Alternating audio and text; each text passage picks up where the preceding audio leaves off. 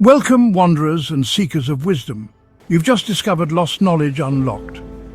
Picture a hidden library filled with dusty tomes and ancient scrolls. Each page whispers stories long forgotten, waiting to be rediscovered. Here we journey through time, unveiling the mysteries of the past to illuminate our present. From the secrets of lost civilizations to the wonders of forgotten inventions, we unlock knowledge that has been hidden for centuries. Join us as we dive into the unknown, where curiosity leads the way and every discovery sparks a new adventure. Lost knowledge unlocked, where every story opens a door to a world of wonder. Subscribe now and let the journey begin. When we hear the word alchemy, most of us think of turning lead into gold. But the truth is, alchemy was never just about metals. It was about transforming the human soul. And at the heart of Egyptian alchemy is one mysterious figure, Thoth, the god of wisdom, writing, and hidden knowledge. Some even say he was the original teacher of magic itself. Today, on Lost Knowledge Unlocked, we're exploring alchemy, ancient Egypt, and the Book of Thoth. Who were the real magicians, and what does their wisdom mean for us today? Thoth was one of the most fascinating gods of Egypt.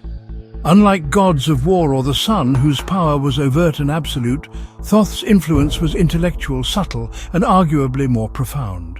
He was the divine mind, the cosmic librarian, the very architect of knowledge in a civilization obsessed with order and legacy.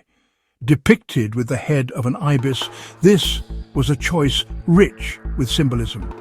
The ibis's curved beak mirrored the crescent moon, linking Thoth to the measurement of time and cosmic cycles. And just as the bird probes the Nile's mud for sustenance, Thoth delved into the hidden depths of reality for truth. He was the divine scribe, meticulously recording the deeds of gods and mortals. In the afterlife's Hall of Two Truths, it was Thoth who recorded the verdict as a soul's heart was weighed against a feather, making him the ultimate arbiter of justice.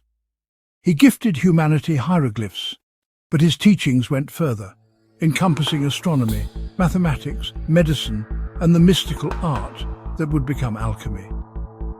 Some legends say Thoth wrote a sacred book, the Book of Thoth, a text so powerful that anyone who read it would gain mastery over the earth, the heavens, and even life after death. Ancient tales speak of princes who sought this scroll only to face divine retribution. Its reader could supposedly understand the speech of animals, command the elements, and gaze upon the gods themselves. It was the ultimate key to the universe, a prize of unimaginable power and peril. But was Thoth just a myth, a fanciful personification of wisdom, or could he represent something deeper? Many scholars believe the figure of Thoth may be a deified memory of a real priesthood, an elite class of scribes, astronomers, and architects, the true knowledge keepers of ancient Egypt. Working in temple scriptoriums and the great libraries of antiquity, they may have passed down sacred wisdom through generations, cloaking it in symbols and myth. In this view, Thoth wasn't just a god to be worshipped. He was the ideal of the enlightened scholar, the patron of a lineage dedicated to preserving knowledge against the erosion of time. Alchemy, as practiced in the Middle Ages, traces its roots straight back to Egypt. In fact, the very word alchemy comes from alchemia, which means the Black Land, an ancient name for Egypt. Egyptians were masters of metallurgy, medicine, and spiritual science. But for them, transforming metals was symbolic. It represented the transformation of the human being. Just as lead could become gold, the ordinary person could become enlightened, purified, and divine. Alchemy wasn't just chemistry, it was philosophy in action. It was about uniting the material and the spiritual.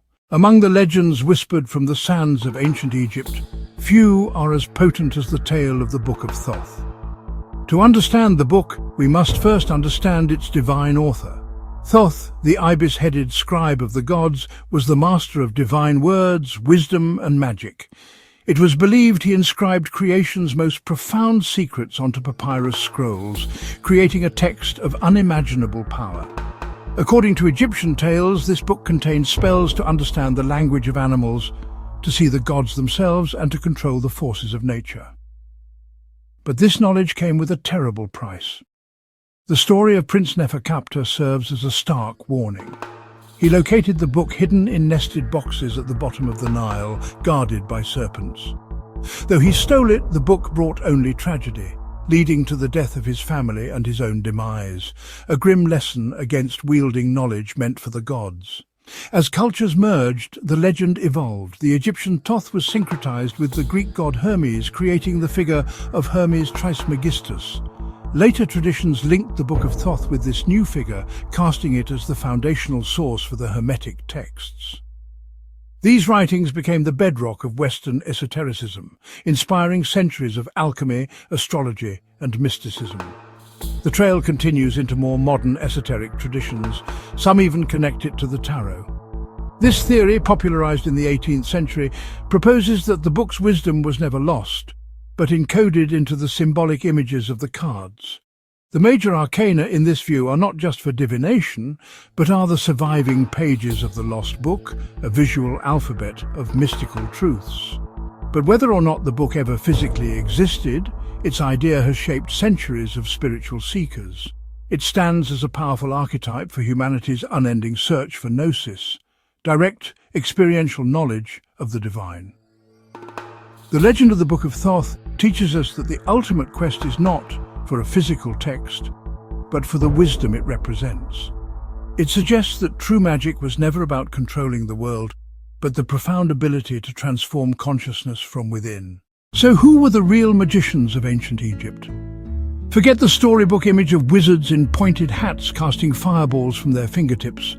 The reality was far more profound and infinitely more interesting. The true practitioners of this ancient art were the priests and scribes. These weren't just holy men, they were the intellectual elite, undergoing years of rigorous training in temple schools known as the House of Life. Often initiated into orders dedicated to Thoth, the ibis-headed god of wisdom and writing, they were the keepers of sacred knowledge. They didn't see a distinction between the spiritual and the physical. For them, science, medicine, astronomy, and ritual were all facets of a single, unified system. A medical treatment described in the Ebers Papyrus might involve a carefully prepared herbal poultice, but it would be administered alongside a specific incantation, believed to activate its healing properties on a deeper metaphysical level. The foundational principle behind this was called Heka. It wasn't just magic in our modern sense, it was the fundamental creative energy of the universe itself. It was personified as a god, Heka, who existed before all other gods, emphasizing its primordial nature. The Egyptians believed the creator god used Heka to bring the world into existence from chaos.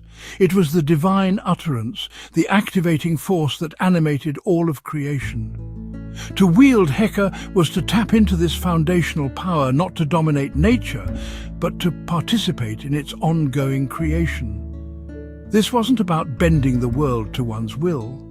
On the contrary, it was about understanding the intricate laws of the universe, what they called Ma'at, the principle of truth, balance, and cosmic order.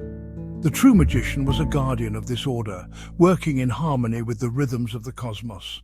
And in that sense, their quest is a direct ancestor to our own. The tools have changed, from papyrus scrolls to supercomputers, from bronze bowls to particle accelerators, but the fundamental question remains the same.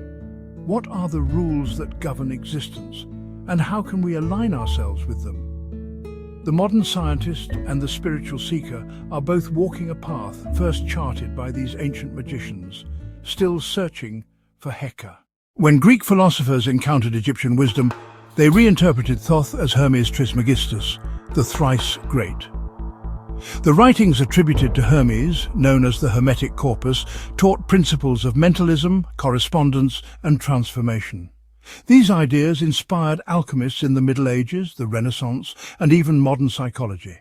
Carl Jung, for example, saw alchemy as the language of the unconscious, a roadmap for inner transformation. So the influence of Thoth and Egyptian alchemy still echoes in philosophy, spirituality, and psychology today. So what does all of this mean for us living in the 21st century? If alchemy was about transformation, then its lesson is simple. We, too, are unfinished works. The same way lead can be refined into gold, we can refine ourselves, turning ignorance into wisdom, fear into courage, and confusion into clarity. The Book of Thoth may never be found in a tomb, but its message lives on. The greatest magic is not controlling the world around us, but transforming the world within us. Was Thoth a god, a man, or a symbol of wisdom itself? We may never know for sure. But what we do know is this: the Egyptians believed that true power was not in gold or glory, but in knowledge, transformation, and alignment with the eternal. And maybe, just maybe, that's the real secret of the magicians. Thanks for watching Lost Knowledge Unlocked. If you found this journey inspiring, don't forget to like, share, and subscribe for more ancient wisdom revealed. If you don't like mainstream stories but love hidden truths, then hit subscribe and join us. Welcome to Lost Knowledge Unlocked. Here, we delve into history's forgotten corners and uncover hidden gems from science and philosophy. If you've enjoyed our journey today, don't forget to like and comment below. Now, for the real treasure, hit that subscribe button. Stay curious, stay open-minded, and join us in our quest to unlock the world's lost knowledge. And remember, every like, comment, and subscription helps us bring more untold stories to light. Keep exploring, and let's unlock the secrets together.